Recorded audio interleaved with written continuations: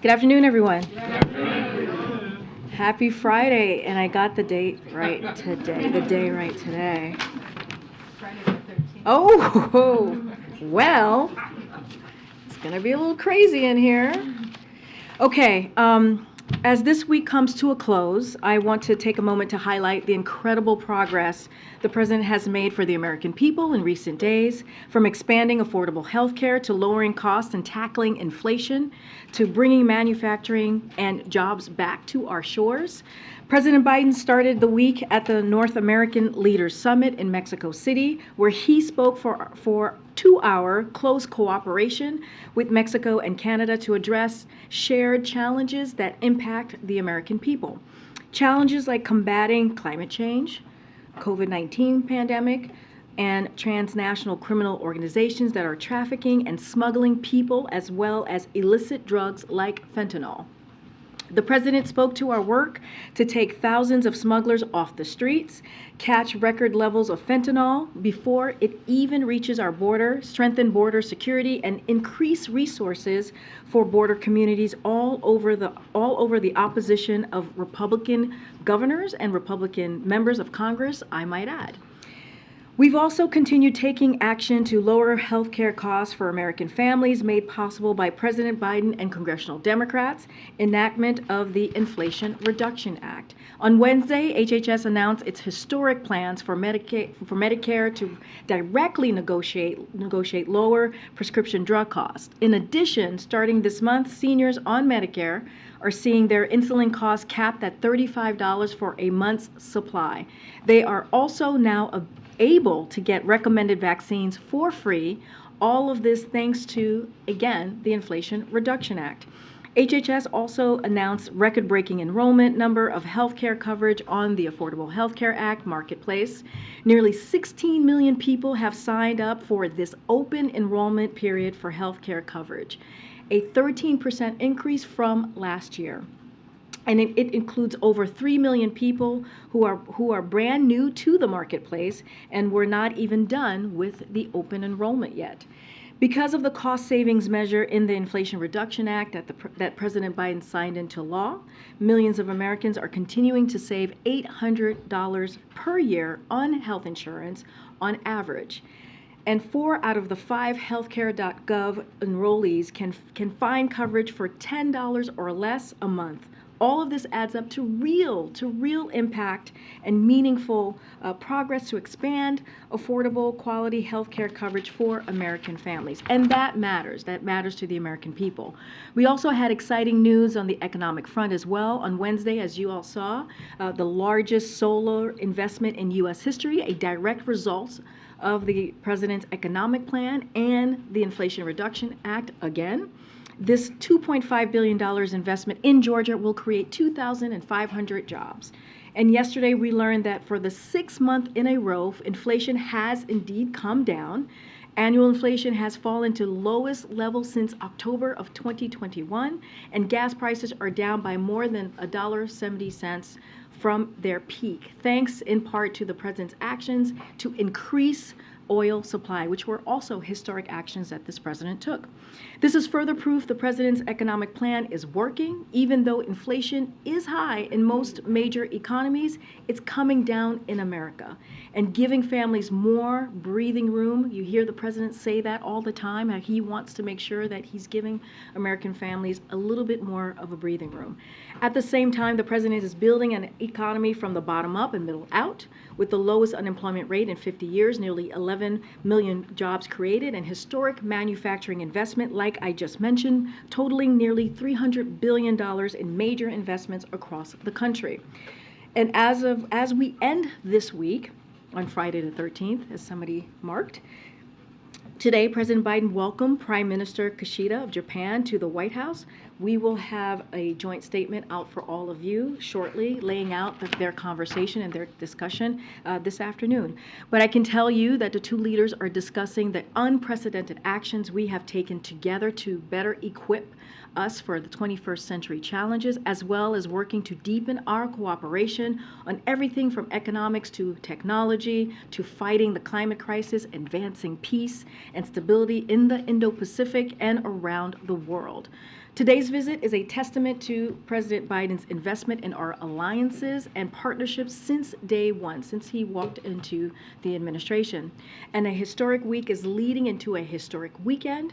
I am so happy and glad to be joined by my colleague and former mayor of Atlanta, senior advisor for public engagement, Keisha Lance Bottoms, to talk about the president's trip this coming Sunday to the historic Ebenezer Baptist Church to remember and honor the legacy of Dr. Martin Luther King Jr. this Sunday, as I just said. I know many of you had some interest here, so we wanted to make sure that she was here to answer any questions and to lay out why this day is going to be so important. I do want to say on a personal note, as Black women, we have broken barriers. This church and the day honoring King are near and dear to both of our hearts.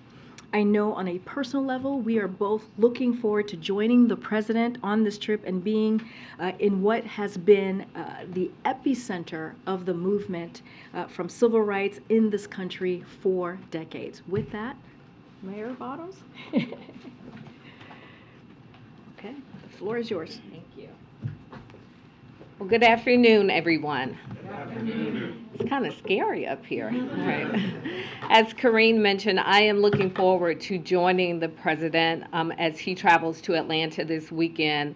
As many of you all know, in Dr. King's I Have a Dream speech, he expressed many ideals that he would not live to witness.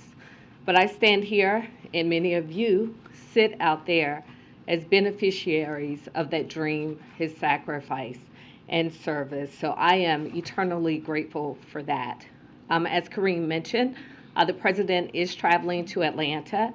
This is at the invitation of Reverend Warnock, and the president will deliver a sermon at Ebenezer Church, which of course was Dr. King's church.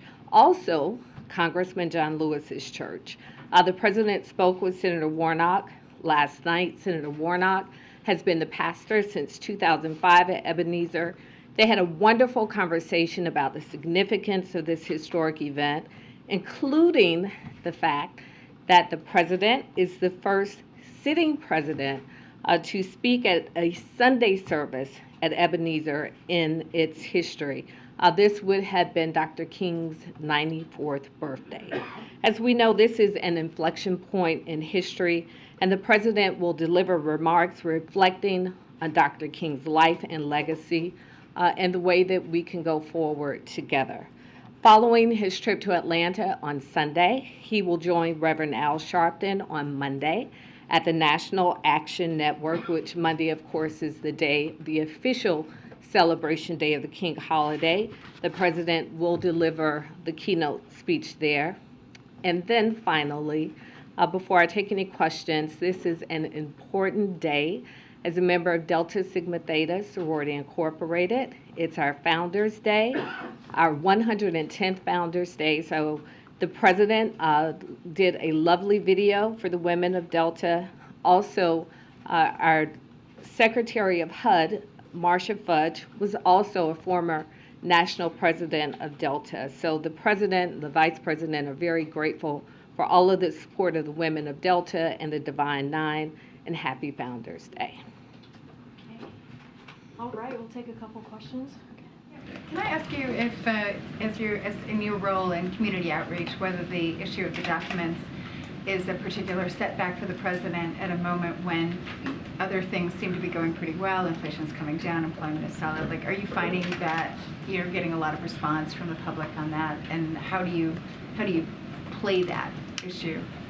In my role as Senior Advisor for Public Engagement, we've not gotten any information on that in terms of from the public. We've not received any questions. And do you anticipate that that will have any bearing or is causing the president to think at all about, it, as he's making his decision about whether to run again, will this, series of discoveries have any bearing on his thinking and his thought process as he decides whether to run? I'll refer those questions to the president. He can speak for himself on that. While the president's in Atlanta, what do you expect his message to be on voting rights in particular? And given that the situation in the Senate remains virtually unchanged when he spoke about this issue in Atlanta last year, is he considering any additional executive action on this issue? Well, the president has been very clear that we need Congress to act. He's asked for Congress to codify the John Lewis Voting Rights Act and also the additional Voting Rights Act that's pending before Congress. That's the Freedom to Vote Act. So the president has been very clear that voting, the right to vote, the access to vote is a core component of our democracy, and he's going to continue to push for that. Including on Sunday at the church? The president will speak on a number of issues at the church, including how important it is that we have access to our democracy. And you can't come to Atlanta and not acknowledge the role that the civil rights movement and Dr. King played and where we are in the history of our country. But we still have to push forward. We still have more work to do. And just one other thing, do you expect him to have any engagement with the King family while he's down there? We do expect that. I know on previous Sundays, previous King Day services, and many Sundays prior to the pandemic, Dr. King's sister in particular is often at the service. I don't know if she will be there this Sunday. And we also expect other members of the King family to be there as well. In regards to the voting rights, last time around this time when President Biden went to Atlanta, some of the civil rights groups and voting rights groups skipped the speech out of concern that the White House wasn't doing enough to push this issue.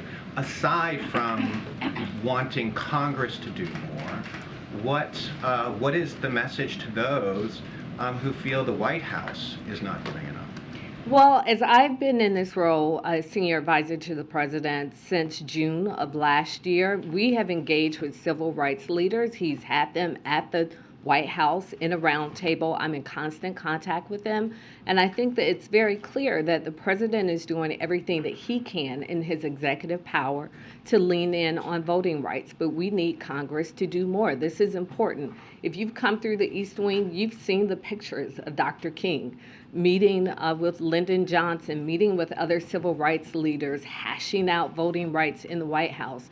And so the fact that we are still here talking about this in 2023, I think really speaks to the fact that we need action. We need that action from Congress. The president has done and will continue to do all that he can do in his executive powers, but there's only so much that he can do. We need Congress to act.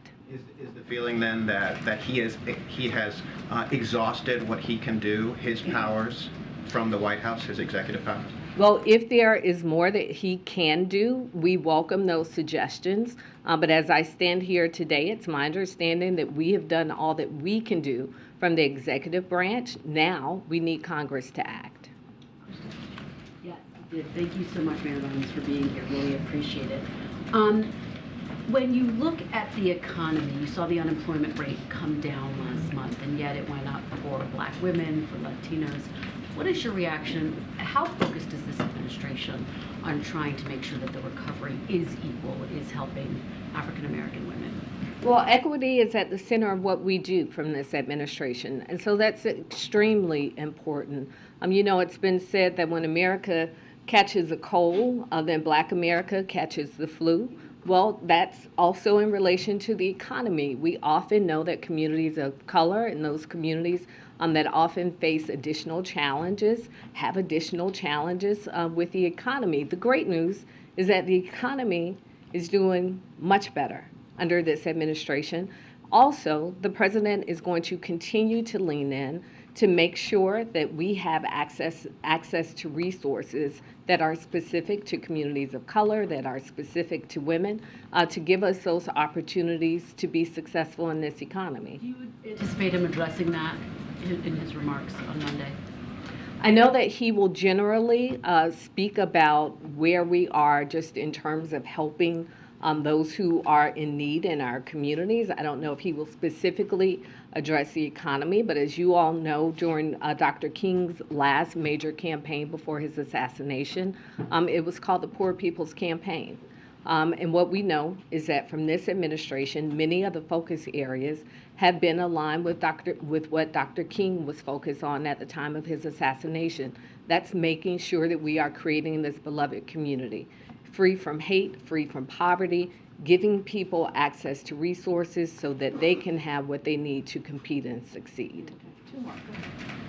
Thank you. Thinking back to the 2020 campaign, part of the president's strategy at the time was going to visit these churches to engage some of the voters that he needed to turn out for him. In South Carolina, there was the 16th Street bombing anniversary that he spoke at in Alabama, also on hand in Selma for Bloody Sunday. Is this speech at Ebenezer the start of a similar outreach campaign heading into 2024?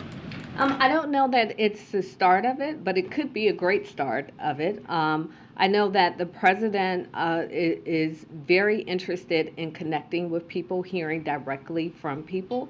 It's the best way that any elected official truly hears and understands the needs of people, and there's no better place than to do that than at Ebenezer.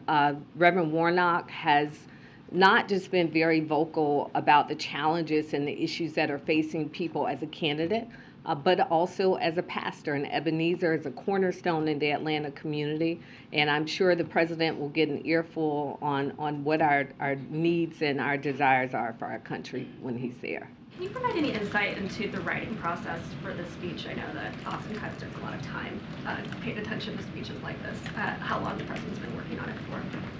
We've been working on it for a couple of weeks just as a team, and of course with the president's input. And as with any major speech that the president is giving, he gives his input and the team takes it from there, and then he takes his pen and he says what he wants to say, and you'll hear that on Sunday. Okay, is it finished? No. Never finished. Okay. Just one question. Obviously, Democrats had a big victory in the runoff election in Georgia. He's going back to a historic black institution to speak of this church. You know, how do you see the state, your home state, kind of fitting into the political landscape going forward now? Georgia's pretty important. I think I've always thought that. Now the rest of the country knows it. We know that Georgia's played an important role with how our Senate is now comprised, and I expect that role will continue to be just as important in future election cycles. Okay, last question. And remember, Sorry. I just have to say this, Go for it. Georgia did go for Joe Biden, all right? Go ahead, Ebony. Last question. Just a couple of questions. First, whether it be on Monday or on Sunday when he's at Ebenezer, is he going to be meeting with any civil rights organizations at any point during any of those visits? Well, as I mentioned, on Monday, he will be joining Reverend Al at the National Action Network. There'll be many civil rights representatives there. There will be many at the church who will also have an opportunity to connect with the president while he's there. Nothing separately? Nothing separately, but there will be some engagement while at the church. And at the policy forum with Reverend Al Sharpton, when he attends the NAN event, what kind of policies can you talk about that you know that they'll be talking about on that day? Or what kind of policies do you think that we can kind of expect to hear the president talk about even following that? I know that Rev has been talking about criminal justice reform quite a lot and had several other meetings. Can we see the president pick back up on those same messages following this? Well, the great thing is that this is not a one-time engagement. Reverend Al and some of the other civil rights leaders, I believe from 8 other organizations, were in the White House a few months ago, sitting down with the president, sharing their concerns.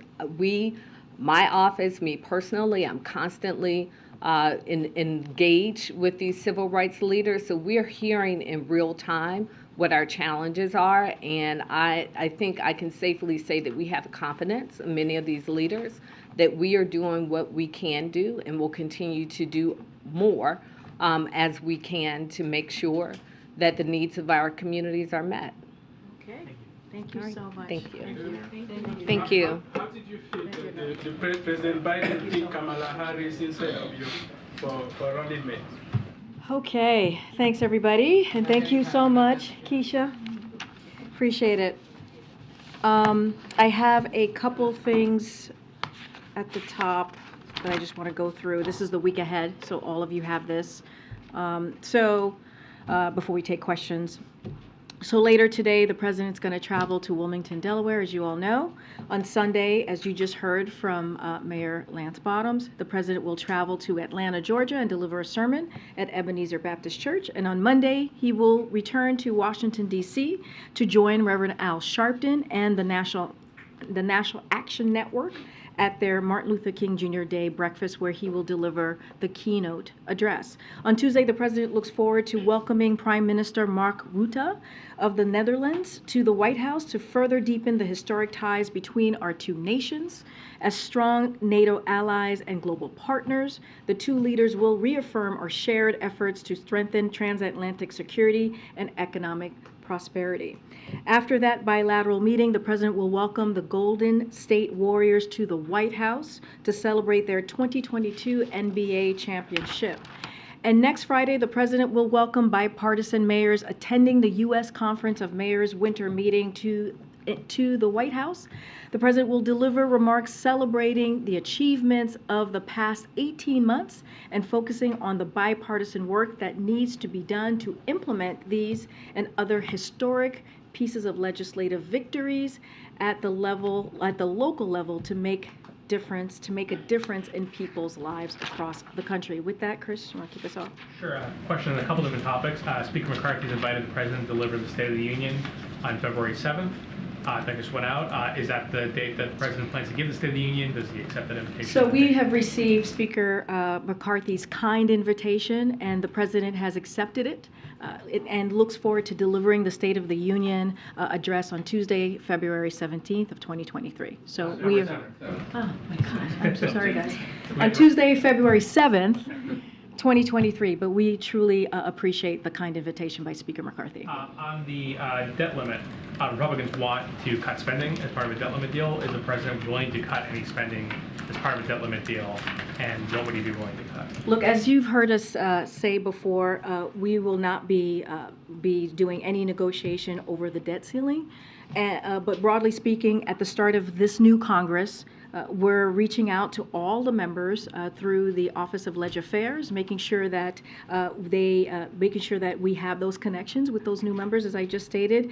But I want to say, like in the past, and I've said this before, and I'll say it again, there's been a bipartisan cooperation when it comes to lifting the debt ceiling, and that's how it should be. That's how it should continue. It's not and should not be a political football. This is not political gamemanship, and this should be done without conditions, and that's how we see this process moving forward. When you say that there'll be no negotiating, you will not negotiate anything involving spending? What we're saying is that this should be done without conditions. In the past, we have seen this. We have seen both Republicans and Democrats come together to deal with this issue. It is one of the basic items that Congress has to deal with, and it should be done without conditions. So there's going to be no negotiation over it. This is something that must get done. And does the president agree with the Treasury Secretary, that the debt ceiling should be eliminated? Again, I've spoken to this before. That is not, no one is talking about eliminating the debt ceiling or the debt limit. That's not what we're talking about right now. Congress is going to need to raise the debt limit without conditions. So that is not what the discussion that we're having. Very last thing, have White House officials been interviewed by the special counsel or by the Justice Department involving the classified documents? So what I'll say from here is any questions that we may have about the review, about the process, I would refer you to the Department of Justice. I would also refer you to my colleagues over at the White House Counsel. I'm not going to get into any specifics from here. Go ahead, Mary. Aside from the special counsel, aside from this review, I just have a question about process and classified documents and their handling, because I think there's some confusion amongst the public and even in this room. You know, what is the process to make sure that classified documents aren't accidentally or intentionally taken when a president or vice president leaves office? You know, what's the protocol, or is this sort of just, you know, a self-review system? It's a good question. I would, on the process and how that works, I would certainly refer you to the White House counsel's office. They would know that. They can walk you through that. My colleagues there, and I know many of you have been in touch with my colleagues in the last 24 hours, in direct touch, and answering many of your questions. So I would refer you to them on the specific process, so that they will certainly guide you in the right way. But as far as you know, is it ever okay for classified documents to be mixed with personal evidence? What I can say, look, what I can say is what the president has said before, what I have said multiple times. We take this very seriously. The president takes classified information, classified documents very seriously. But look, you know, I've said this before. We have addressed this issue multiple times at length. And we have been fully cooperating with the Department of Justice, and now we will be doing the same with the Special Counsel's Office, just to be prudent here and just to make sure that we are consistent. I would refer you anything that is related to this, as it relates to the review, to the Department of Justice or my colleagues at the White House Counsel Office. And we see it as the best way to move forward. We want to respect the process, and so that's what I'm going to do. I'm going to refer you to the Department of Justice. Just to be clear, you're confident he followed whatever protocol was in place? Again, this is something that he takes very seriously. The president, when it comes to classified documents, when it comes to classified information. I'm not going to go into any specifics from here. If you have any questions, anything further that's related to the review, or I will refer you to the Department of Justice or my colleagues over at the White House Counsel's Office, who I know many of you who I'm staring at right now has been in close touch. Go ahead, Ed. A few things, Karine, thank you. Following up on the State of the Union, I believe it was the president who suggested he has spoken with Speaker McCarthy. Are there any plans for them to meet in person before February? Yeah, they spoke, and I think we actually shared that with all of you. The day that Speaker McCarthy became Speaker, you saw a statement from the President and the First Lady congratulating Kevin McCarthy becoming Speaker. And then the next day, I believe that was on a Friday, I believe the next day, which was a Saturday, the President had a direct conversation. He connected with Speaker McCarthy and congratulated him in person. But no plans yet for, I don't have a plan. I don't have a scheduled meeting to share with you at this time. I wanted to follow up on a few things from yesterday. When was the president informed about the Attorney General's decision to appoint a special counsel? How and by whom? So, the specifics on that, here's what I can tell you. I can tell you that we were not giving a heads up. I was asked that question yesterday. We did not know that the announcement was going to come yesterday until after it happened, so I can clear the deck there and let you know. Anything else specific to when the president knew or anything that's related to this, I would refer you to the White House Counsel's Office. I know many of you that I'm looking at right now has been in close touch with my colleague there. And so I would continue to refer you to my colleague at the White House Counsel's Office. One of the things that they finally confirmed for us is that Bob Bauer is indeed the president's personal attorney handling some of this. Given that the Justice Department cited the personal counsel as having made this initial outreach to National Archives and has been in touch with the Justice Department, is that the person who these questions should be directed to? Why the White House Counsel? I will say this again. Whatever the White House Counsel, my colleague told you in your conversation, I know you guys just spoke or connected earlier today, I would ask them that question. And anything related to the review, I would refer you to the Department of Justice. And regarding the extraordinary measures that the Treasury Secretary announced a little while ago in advance notice to Congress, is there a policy that requires her to give advance notice of those plans? You have to reach out to the Department of Treasury on how that process works. What I can say is just so that everyone knows, folks who are watching, the debt limit is projected to be reached on Thursday, January 19th. At that point, Treasury will begin to take extraordinary measures to prevent default. Secretary Yellen did not name a specific X date, if you will. The day Treasury would no longer be able to pay the government's obligations, but quoting from the Secretary's letter, it's unlikely that cash and extraordinary measures will be exhausted before early June. But that does not mean that Congress should not wait until then to raise the debt ceiling, as we have been saying over and over again. The sooner Congress acts, the better, since even the prospect of not raising the debt ceiling will have damage the full faith and the credit of our nation. And again, we are going to continue to encourage Congress to act. But as far as the steps and how this all works, I would refer to the Department of Treasury. 6 days till the 19th. A few years ago, she did it about 10 days before. I understand. I would refer you to the Department of Treasury. There's nothing to it being announced today amid the situation that the White House is facing. I would refer you to Department of Treasury. And just to be very clear here, Ed, I've been in here almost every day since we got back from Mexico City, standing here taking your questions at length. So that we're not avoiding anything here, and you've heard from the president at least twice, and we have put forth multiple statements from the White House counsel's office. So that suggestion I just disagree with. Go ahead, Kristen. Karine, thank you so much. Does the White House and does the president agree to fully cooperate with the special counsel investigation? We have said that we are going to continue to fully cooperate. We have been. The president's lawyers and team has been fully cooperating with the Department of Justice, and they're certainly going to do that with the special counsel. And so, by that reasoning, would the president agree to sit for an on-the-record, in-person interview? I'm not going to get into specifics or get ahead of what's going to happen. I'm not going to get into hypotheticals because that is a hypothetical. What I will say is we have addressed this multiple times at length, and we are going to continue. The president's team is going to continue to fully cooperate with the Department of Justice, and we respect that process, and that's what we're going to do. The president has said he hopes to speak about this soon. When can people expect to hear from him? Don't have, again, that is something that I can't. I don't have a magic wand here. I don't know when that's going to happen. What I can say is his team is going to fully cooperate with the Department of Justice. Let's not forget, the president said during the campaign that when it comes to the Department of Justice independence, he respects that. And that is something that he had said was incredibly important to make sure that they had their independence. That's why we say we're going to make sure that they have their independence, and that's why I'm saying that we're going to refer to Department of Justice. And let me just ask you a big picture question here.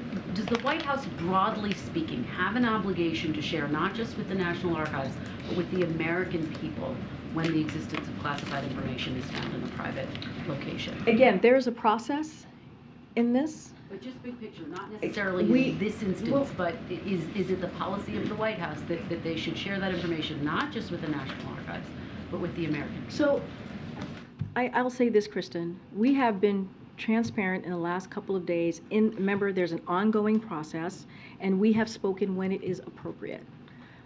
And we have shared, again, I've been here almost every day, not every day, but from Wednesday, yesterday, and today, taking your questions on this. The White House counsel has put out a very extensive, multiple statements on this as well. And you all, I know, you all have been talking, many of you here have been talking to my colleague in the White House counsel. So what the actions that we took were right actions that his team took in dealing with the Department of Justice and also the archives. Look, you guys have answered questions when the press has broken in the news. Because it's an ongoing process. Because, again, it is an ongoing process. There is a process here. The Department of Justice is independent. We respect that process. But again, I have taken questions. I can take two questions to 100 questions. I have answered your questions as almost every day on this issue. And again, anything else that you may have, anything that's related to the review, I would refer you to the Department of Justice. One last question, because I know you've got to move on here. But the president campaigned on the argument that he would restore confidence. We know that he's in the process of deciding whether to officially announce he's running for re-election.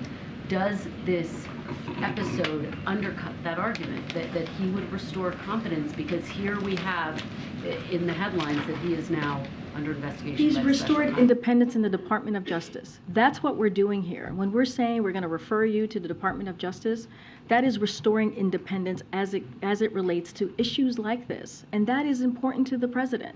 And it's been consistent. What I am saying about investigations has been consistent for the last 2 years. You've heard me over and over again, when it comes to a legal issue or a matter like this, we have always referred to the Department of Justice. So there's nothing here, different here.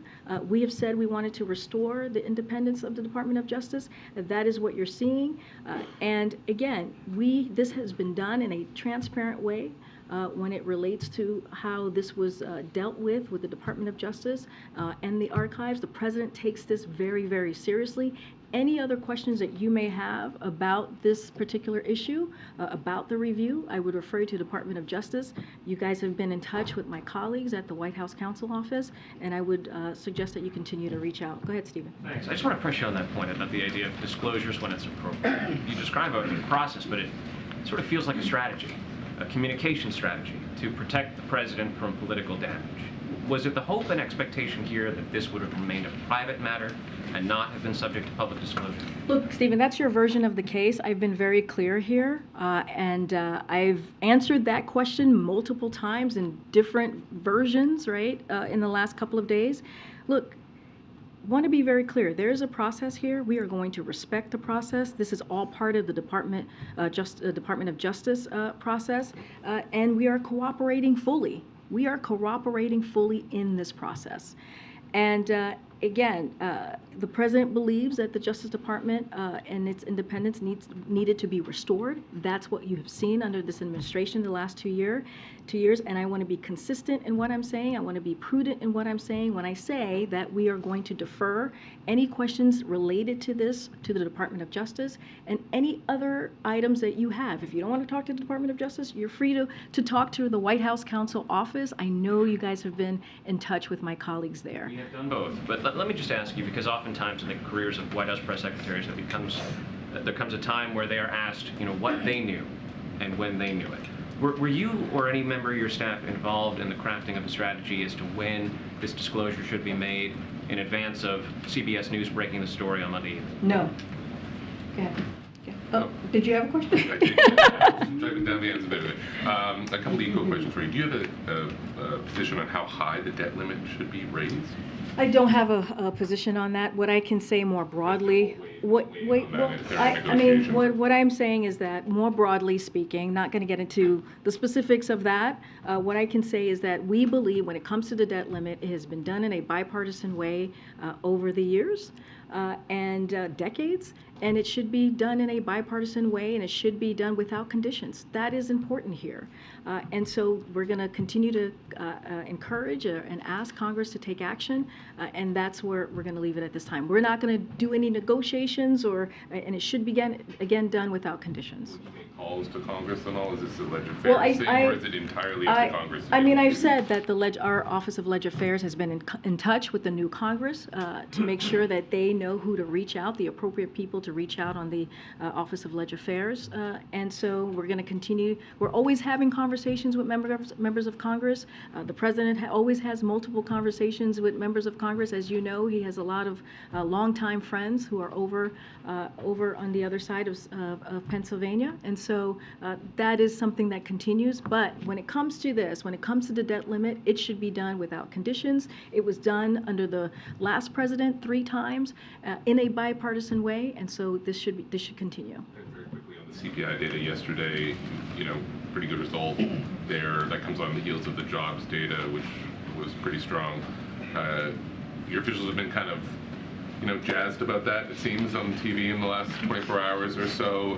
Is it fair to say that the White House is thinking this is what a soft landing could look like, or are you not getting that far? What we can say. off land. Teams off land. I'll say this, and as you said, you've heard from many of my colleagues who are who are economists who have been working on this issue, pushing for the president's economic plan. Look, it just goes back to the president's economic plan, and we see it as it's working, right? With what the vision that the president has for this country. When you think about when he came in, he passed the American Rescue Plan. You think about all the other historic pieces of legislation, the bipartisan infrastructure legislation. I talked multiple times at the top about the Inflation Reduction Act. Look, it matters what the vision of a president is and him acting out on it, and that's what you saw. When you see inflation down for 6 months, that matters, right? That's because of the president's economic plan. When you see annual inflation down 6.5% from where it was this summer, just this summer at 9.1%, gas prices down by about more than $1.70 from its peak. All of that matters. And so that's how we're seeing this. We're seeing it as the president's economic plan is indeed working. We are going to continue to put the American families and American people first and work on this issue that you hear us talk about all the time. His number one economic issue is bringing down inflation. That's why the Inflation Reduction Act, what I talked about, when you think about healthcare, when you think about Medicare and negotiating those prices, when you think about what we announced in Georgia, 2,500 jobs are going to be created because of the Inflation Reduction Act. All of that matters, and all of that is important in its more broadly speaking about the president's economic plan. Look, we believe that we continue to be in this transition of stable and steady growth, and I think that's what we believe. That's what the numbers continue to show as you talk about the jobs report that we saw recently, and as we talk about the CPI data. You're not calling it a soft landing. I'm just saying that we are in this transition of a transition to stable and steady growth, and we believe that the president's economic policies that he's put forward in the past 2 years, we see that working. Go ahead, Franco. Thanks. U.S. Attorney John Losh was looking into this for several weeks before. He was in touch with... Looking into what exactly? The classified documents. Okay. He was in touch with President Biden's counsel. I wanted to know, was President Biden, was the White House surprised that along with Merrick Garland that they decided that more investigation was needed and a special counsel was appointed? What I can tell you is that we were not given a heads up that Attorney General Garland was going to made his announcement yesterday on the special counsel. That is something that we learned, like many of you, watching the news. I'm not going to get into anything further from that. I can't speak to this person who you just mentioned, who has been, I don't know, having conversations or making comments about this. I'm just not going to get into that. I'm not going to give reactions from here. What I can tell you is that, again, I'm going to refer you to the White House counsel and office to talk to my colleagues on any particular questions that you may have that's related to this process. And if it's something that you want to know specifically about the review, I will refer you to the Department of Justice. When President Biden did say, God willing, he hoped to be able to say more soon, I mean, it seemed like he was thinking that the investigation would end soon. Was he surprised? Again, I'm just not going to go beyond what the president said. I will say this, is that we are going to continue to fully cooperate. As I've said, we have talked about this at length. We've had multiple statements on this, and again, we want to be prudent here. I'm going to be consistent here. Any questions that you may have about this process, I would refer you to the White House counsel. Another topic. I wanted to ask about the administration's appeal of the Sutherland Springs mass shooting case.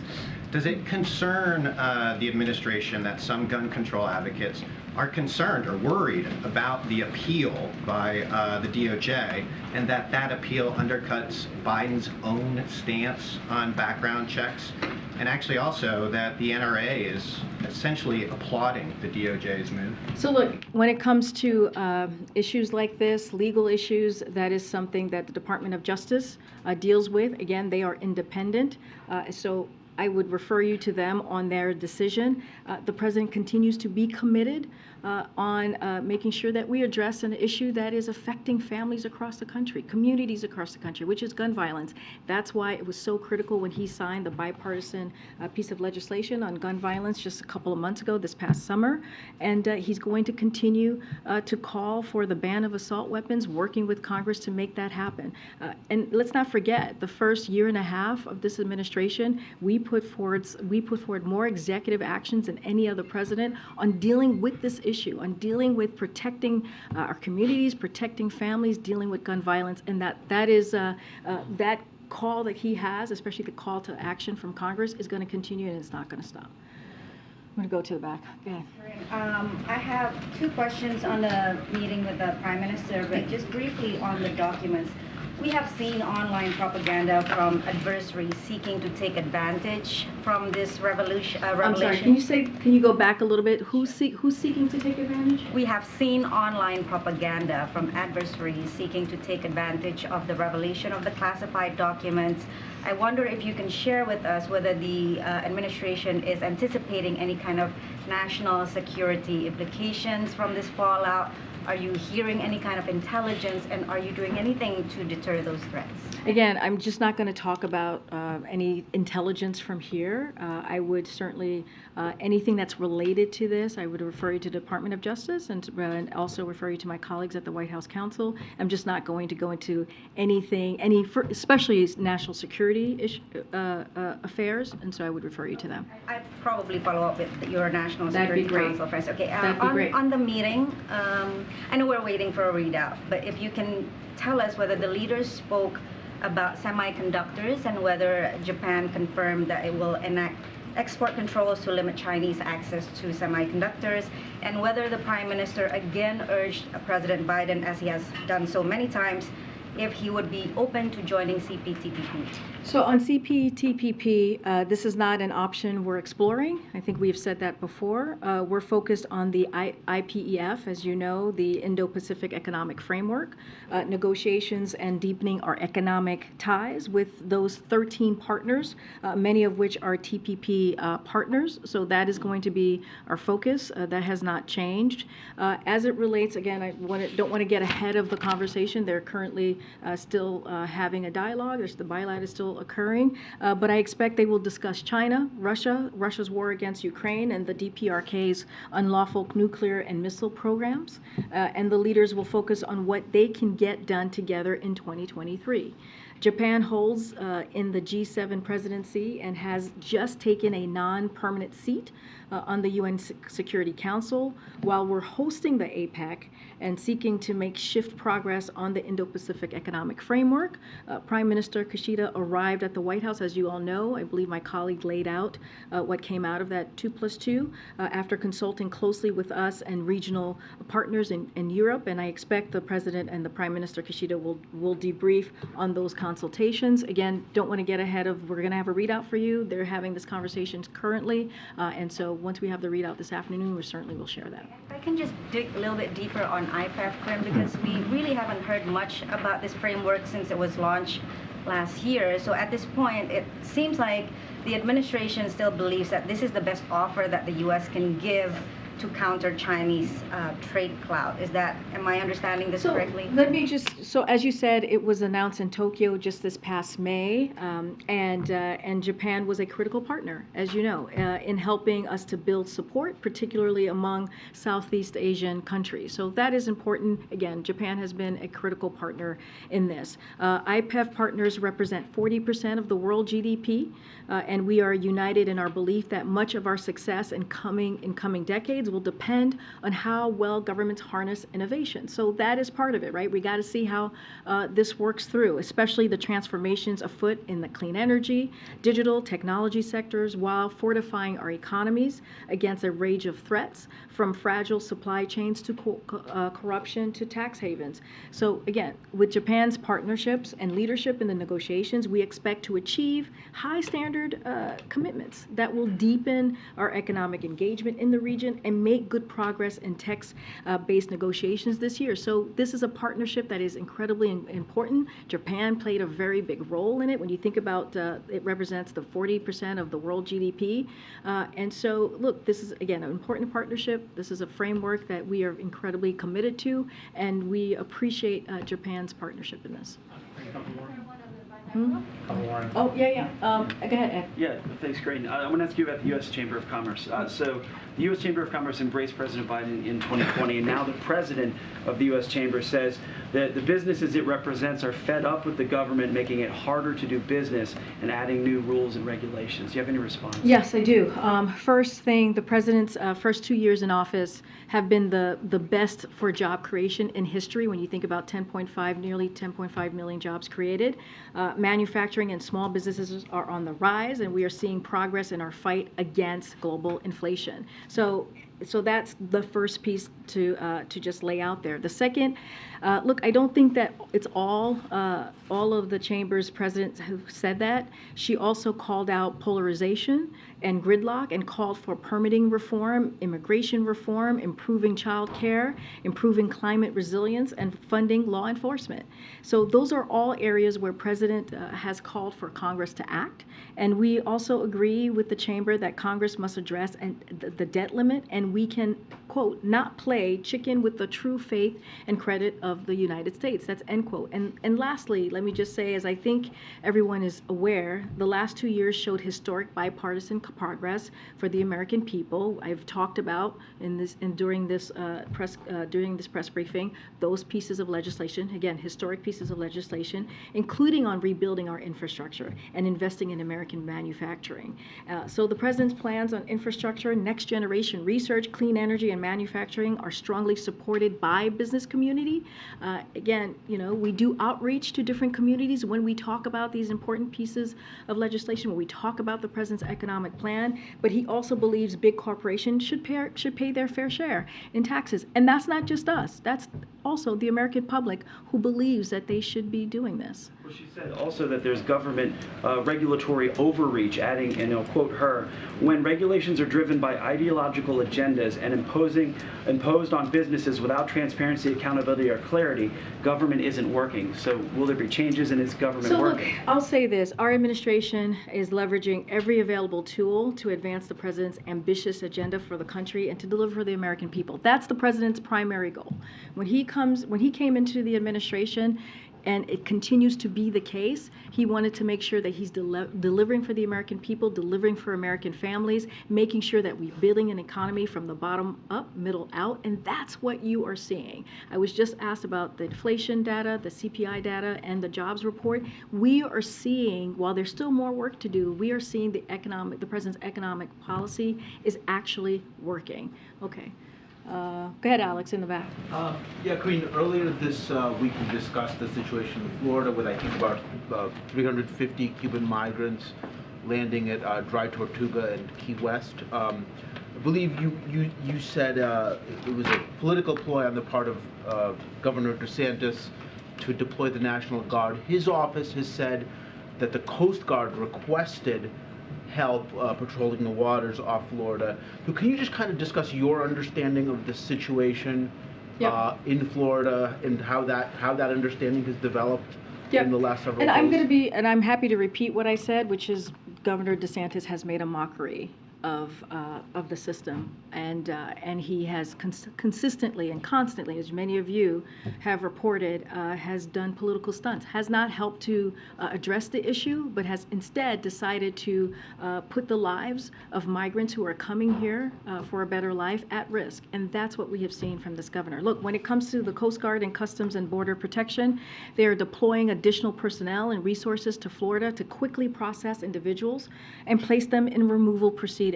I would note that the migrants from Cuba who arrived in Florida over a week ago were processed and moved out of the state by Border Patrol within days. at the national park that you mentioned, it reopened just this past Sunday. The president has expanded safe, orderly, legal pathways for migration, including for Cubans, and we continue to urge individuals to use those instead of risking their lives at the hands of human strugglers. And you heard that directly from this president just a couple of days ago on the world stage in Mexico City. I'm going to try and call folks I haven't. Go ahead, Karen. Folks I haven't called. I called over early. Go ahead, Karen. You've several times today referred people to the White House counsel for questions about the process and the review. Would you bring Richard Sauber here or someone from his team to answer these questions in the briefing room in a formal capacity? So look, the White House counsel's office has provided information on this this week as appropriate. Again, I think I just said this, I've said this multiple times during this briefing, that I know in the last 24 hours, my colleagues at the White House Counsel White House Counsel's office has been in touch with many of you and has answered a lot of your questions.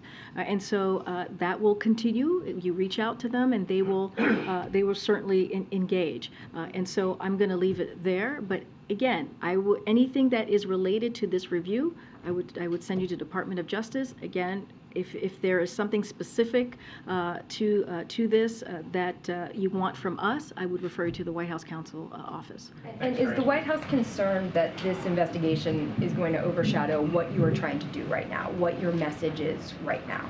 Look, our message is very clear, and it will continue to be just that. And you've seen it. That's why when I started the briefing, I laid out all of the kind of progress that we have made just this week alone. When you think about the Inflation Reduction Act, when you think about how it's going to lower cost for American families, when you think about the bipartisan infrastructure legislation, just recently, as some of you were there in Kentucky, where you saw bipartisanship talking about a bridge that has, for decades, presidents have talked about fixing that bridge. And this president, because of the bipartisanship that he was able to bring together, got that done. And so, look, we're not going to stop talking about how we're going to deliver for the American people. I actually think, and we actually believe, there are people who are watching, the American people who are watching want to hear that. They want to hear what I just laid out at the beginning of the briefing. They want to know how this president, how this administration, how the federal government is delivering for them. So we're going to continue to have those conversations. You're going to continue to hear from me speaking about that. You heard from the president yesterday talking about the CPI data and how important it was to see inflation go down in six months, and how we're seeing record low unemployment in 50 years. That is conversation, and that work is going to continue. Thanks, everybody. Have a great weekend. Are you the best person to be press secretary?